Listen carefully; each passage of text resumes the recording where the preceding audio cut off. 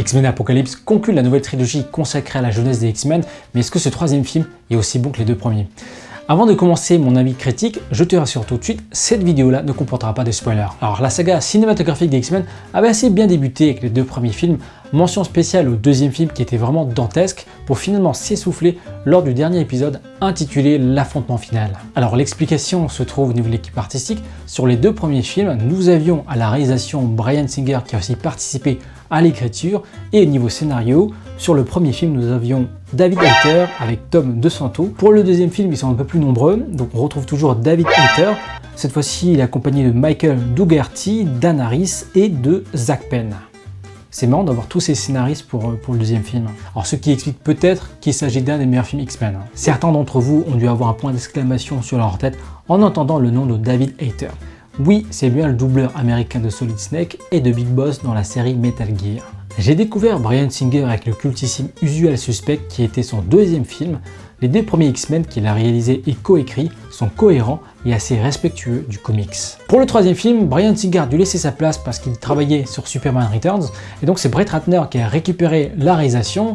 Alors pour mémoire, je crois qu'il avait réalisé les films Rush Hour, ceux qui n'étaient pas forcément super rassurant, j'en perds mes mots. Niveau écriture, je crois qu'on retrouve Zach Penn et un nouveau venu dans la franchise, Simon Kinberg. Le troisième film a été un succès commercial mais un échec critique. L'idée d'une préquelle a commencé à émerger avant même la sortie du troisième film. Après une longue période de gestation, Bryan Singer chapeaute le projet, il a produit le premier film et s'est occupé de la réalisation des épisodes 2 et 3. La force de ce film repose sur le duo Charles Xavier et Magneto, interprétés respectivement par James McAvoy et Michael Fassbender. D'ailleurs, j'adore cet acteur, il s'investit toujours dans ses films, que ce soit dans des petits films à petit budget ou dans des super productions. Pour lui tenir tête, il fallait un acteur capable de faire jeu égal, et je trouve que James McAvoy s'en sort très bien, malgré les nombreuses critiques que j'ai pu lire à son égard. Il a su évoluer son jeu au fil des épisodes pour s'adapter à un Charles Xavier vieillissant, plus mature, mais surtout plus ambitieux.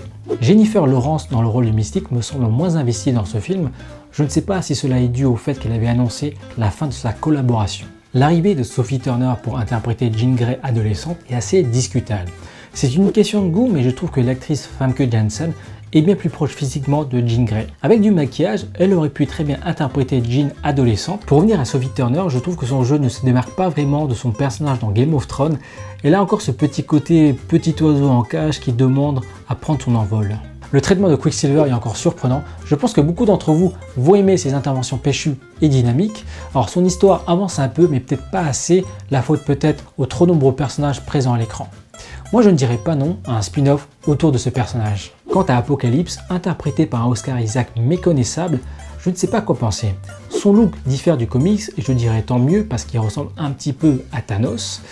Mais voilà, je le trouve un peu petit dans le film, son maquillage risque de très mal vieillir avec le temps. Par contre, ce qui est assez réussi, c'est les effets sur ses yeux et surtout sa voix qui lui donne une impression de puissance. Très vite, on va avoir un aperçu de ses pouvoirs et on se rend compte qu'il n'a pas vraiment besoin de ces 4 cavaliers de l'Apocalypse en fait. Je ne suis pas un grand connaisseur des comics X-Men, mais d'après ce que j'ai lu, Apocalypse a eu par 4 fois 4 cavaliers de l'Apocalypse.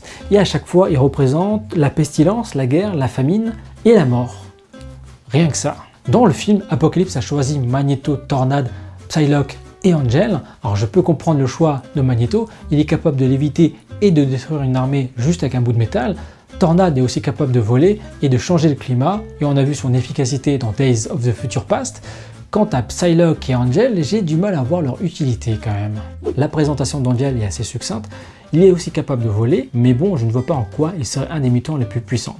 Puis Magneto et Tornade sont aussi capables de voler. Angel est peut-être le plus rapide dans les airs, mais face à Tornade par exemple, il se mange un éclair et c'en est fini de lui. Personnellement, je trouve que Psylocke n'a pas vraiment sa place parmi les 4 cavaliers. Commençons par sa tenue.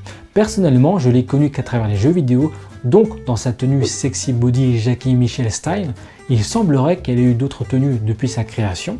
Je sais pas, mais quand je vois l'armure des 3 autres cavaliers, je trouve que sa tenue dénote totalement. Son armure la protège contre quoi en fait?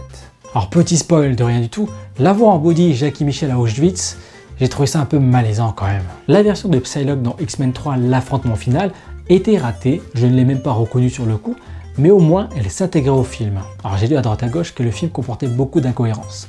Mais je vous rappelle qu'à la fin de Day of the Future Past, la timeline a changé, faisant table rase de tout ce qui va se passer par la suite. C'est pour ça que je vous conseille de revoir le deuxième film pour vous remettre à niveau. Il y a un élément qui m'a vraiment perturbé, le fait qu'il y ait autant de personnages altère la notion du temps qui s'écoule.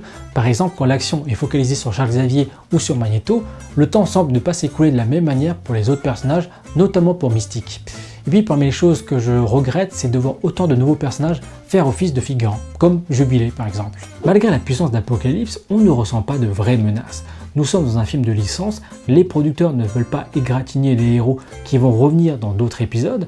Apocalypse, s'il le voulait, aurait pu tuer quasiment tout le monde. Par contre, quand il s'agit de tuer des figurants, Apocalypse il y va franchement et c'est assez violent. D'ailleurs, la violence du film m'a un peu surpris. C'est la première fois que je vois dans un film X-Men des personnes mourir de manière aussi atroce, notamment durant la scène d'introduction ou durant la scène du marché. Il y a aussi un autre truc qui m'a choqué, c'est le sang qui gicle partout, alors que dans les premiers films X-Men, on n'avait pas la moindre goutte de sang.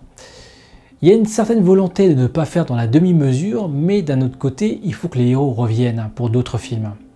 C'est un peu paradoxal quand même. La présence des humains est assez anecdotique. Le film donne l'impression d'un affrontement entre mutants, alors qu'à la base, les X-Men se battent surtout pour protéger les humains. Les seuls humains qu'on voit à l'écran et qui ont du texte sont soit des militaires, soit des adorateurs d'Apocalypse. On passe quand même un très bon moment, j'ai surtout apprécié le duo Fassbender-McAvoy.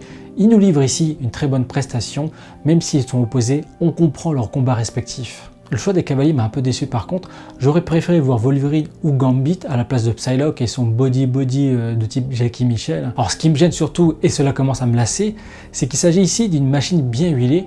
Chaque année, on aura droit à un épisode et chaque année, on aura droit au même personnage. À un moment, il faudrait penser à prendre des risques quand même. Allez voir ce film si vous avez aimé les deux premiers films, il conclut parfaitement la nouvelle trilogie. D'ailleurs, Bryan Singer a fait un clin d'œil peu flatteur au troisième film de la première trilogie. Vous allez voir, c'est assez acide. Et toi, dis-moi en commentaire quels sont tes films X-Men préférés et quel personnage mériterait un film solo. J'aimerais bien voir un film avec Psylocke et Deadpool par exemple. Je pense qu'ils iraient bien ensemble tous les deux. D'ailleurs, il me semble qu'il y a un comics qui reprend les deux personnages. Une dernière chose, ce t-shirt est disponible dans ma boutique, le lien se trouve dans la description ou sinon ici. Voilà, j'espère que tu as aimé cette vidéo. N'oublie pas de mettre un pouce bleu et de partager la vidéo. Et si ce n'est pas encore fait, abonne-toi à ma chaîne pour ne pas rater mes prochaines vidéos. Si tu veux voir d'autres avis sur d'autres films, clique sur la playlist de gauche. Sinon, j'ai aussi une playlist consacrée aux animés manga sur la droite.